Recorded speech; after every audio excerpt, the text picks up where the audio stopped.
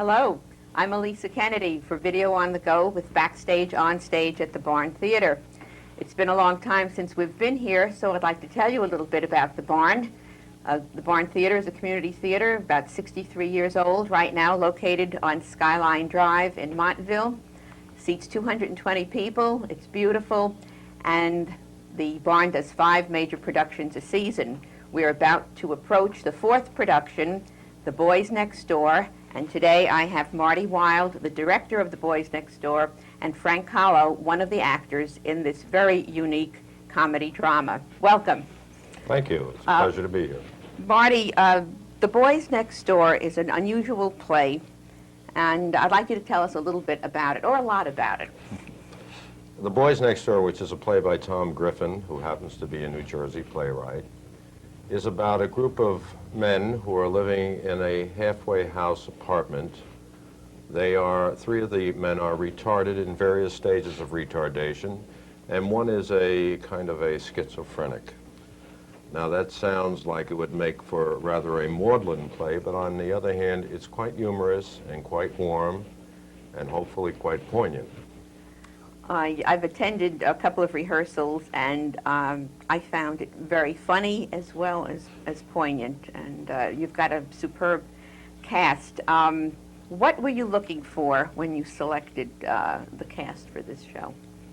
I think the ability for each of the actors and actresses to come out of themselves as much as they could. I think the play, once you start reading it and once you start performing it, becomes very instructive.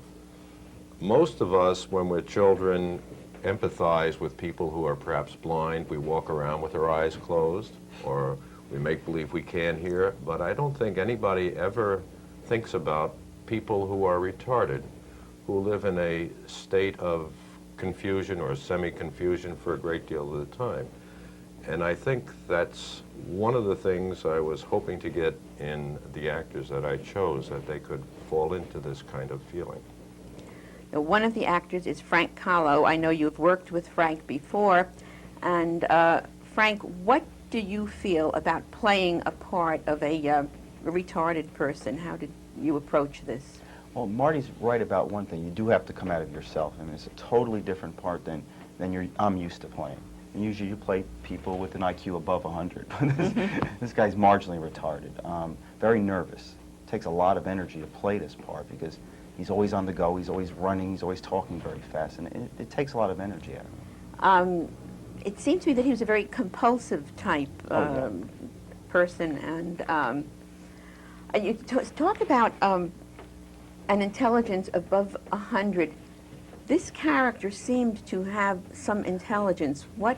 Well, he's marginal. I would say maybe IQ 80, but he thinks he knows a lot more than he does. Than he really does. Yeah. He'll come up with words that he doesn't really know what the meaning of, but he thinks he does. I know. I saw you play Dr. Einstein in Arsenic and Old Lace. Can you say that one type role is harder than another, or do you have to put more into this? Think more about this? I don't know. This part I slipped into a little easier. I don't know why. Maybe I'm marginal myself. Or compulsive. Maybe. But Dr. Einstein was a much older part than I'm used to playing, and it's harder to play age. Yes, you had to bring age to that. Yeah. Have you ever done, well, I find both of these humorous roles, even though the subject matter might not be. Have you ever done anything that was very serious, a real drama? I guess Orphans came close to that, although Philip was, he was a little comedic. I mean, he was a little funny. And you directed Frank in I directed Orphans. Frank in Orphans, who happens to be a wonderful young man, a wonderful actor, very easy to work with, and Truth comes out. right in front of the camera it does. I think that Orphans, both of the roles, I did not direct him in Arsenic and Old Lace, but Orphans is a kind of a role I felt was a terrific challenge for an actor, both physically and mentally and emotionally, and he handled that very well, as he does with the role he's doing right now. Yes, I enjoy him very much in it. Marty, why did you select this play? I know you've selected some difficult pieces to work with. What led you to this one? Well, if I had my choice, I would prefer doing plays that strike you as an audience emotionally. There are some plays I have done I think that are very clever and very well thought out, but when you leave the theater, you're not as moved. I think this particular play is a kind of play that hopefully you'll feel moved by once you see it, and that's the way I felt when I saw it. And I saw it about 3 years ago up in Stockbridge in Massachusetts, and I knew immediately I would like to do this play if I possibly could. Well, I know you've got a lot of talented people working with you backstage, and among the creative people that you've brought to this production is a woman named Jackie Levinson, and she is your set designer, and I know we have a very beautiful piece that she created. And I'd like you to tell us a bit about it. I know there is a section that other scenes are done in. I'd like you to tell us about I think the that. first problem that a set designer has, it's always seems to be easier to design a set if everybody comes into your house, if all the action takes place in one place. In this play, we have to go to perhaps a dozen different places. So I think that's the first problem that a designer has to accomplish. In some theaters, they have things that are called drops, where you drop down a scenery behind it and become something else or in front of it. In this case here, we had to go to a movie theater, for instance. So we put some hinges on, we black down on the rest of the stage, and we bring out some theater chairs, we roll them out, we put some kind of a strobe on there so it appears as if he's sitting in a theater. And on the other side, we had to go to a front porch, and so we bring out some redwood benches here, and we become a front porch. We also created an area which we call a limbo area, if you will, which now becomes 3 or 4 different things depending on the chairs that we put in there, depending upon the way the actor is costumed, and we can go to those places. And then, of course, you achieve other areas just through sheer lighting. In one of the scenes, we play an actor who is sitting. He's supposed to be at a railroad track, so we create railroad by blacking down, by bringing up sound of railroad, and having him sit right with his legs extended across over the apron of the stage. So, Jackie Levinson, who I've worked with for a few years now, just does a marvelous job in doing everything to scale. If you come and see the play, which I hope everybody will, you will see all of these pieces we did find, we did recreate, not only the designers, but the builders, the lighting people, the sound people, and I don't think we should not forget to mention the producer of the show, which is Catherine Forsberry, who did an absolutely marvelous job bringing these people together. Yes, I think frequently the audience doesn't realize what it takes. They think that putting on a play means actors memorizing lines, and they don't realize the creativity that goes into even the costuming and the sound and the lighting. The lighting is extremely creative in Yes, creating especially in this play. moods and scene locations. How long have you been rehearsing for this?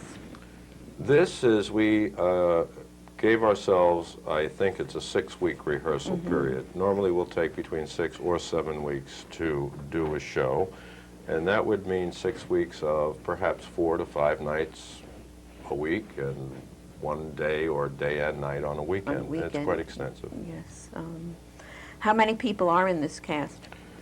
I'd have to bring out my fingers and toes, but I think there's 9 or 10 in this. And 2 roles, one actor and one actress play 3 different roles each. They're 3 small roles, which gives them a chance to show off their talents as well as being totally involved with the production.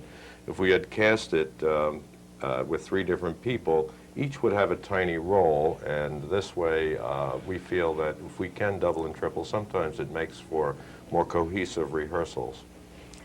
I thought that one of the relationships in the play between a retarded man and a retarded woman was very interesting. I think the rest of the world views this with timidity. And You know, I thought this was handled by the playwright and by yourself and the actors. well, we thank you. It's Very primarily by the beautifully. playwright, though, and the actors, and those two people, and I certainly hope we will mention everybody before we finish today, but the male actor in this case is played by Hank Gunderson from Booton, and the female is played by Joyce Lois from Montclair. And I believe he wrote this segment, Tom Griffin, the playwright, extremely well. He handled it with kid gloves, so that it was not embarrassing, so that you could, as I said originally, empathize with both of them and know what they're feeling at the time. I did like that, yes. Yes, very, very sensitive. You mentioned Boonton and Montclair, where these two actors come from. Frank, where are you from? I'm from Orange.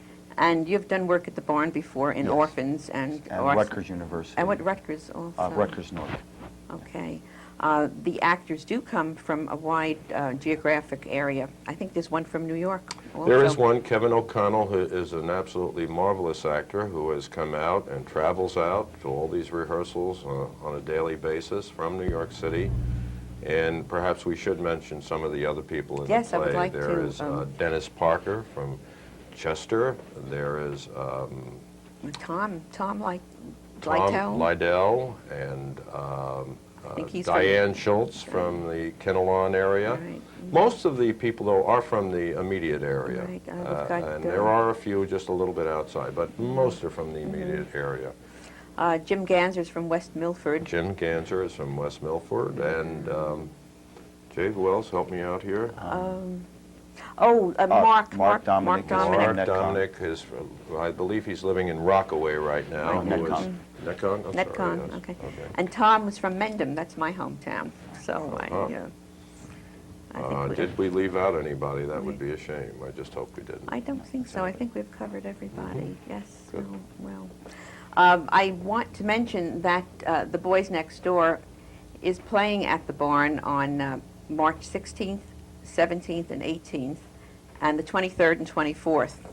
Yes, March 23rd and 24th. as well as the 10th, of course, this Saturday This night. Saturday night.